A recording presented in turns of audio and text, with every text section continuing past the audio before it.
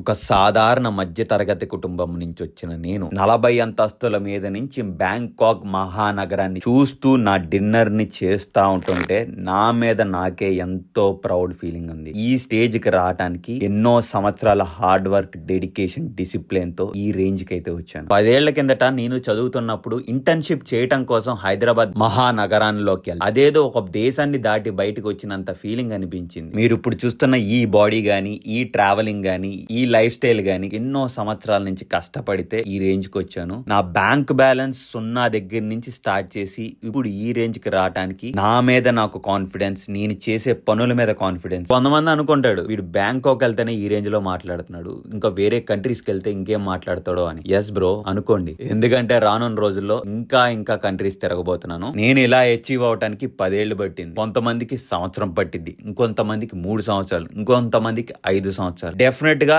End of the day నువ్వు అనుకుంది ఖచ్చితంగా అచీవ్ అవుతావు. కలలు కను, దానికోసం ఎంతవరకు కష్టపడాలో అంతవరకు కష్టపడు. ఆ డ్రీమ్స్ ని ఖచ్చితంగా అచీవ్ చేస్తావు. నీ లైఫ్ కి నువ్వే కింగ్. ఇక్కడ సెల్ఫ్ మేడ్ కింగ్. వెళ్ళిపోదాం నెక్స్ట్ లెవెల్.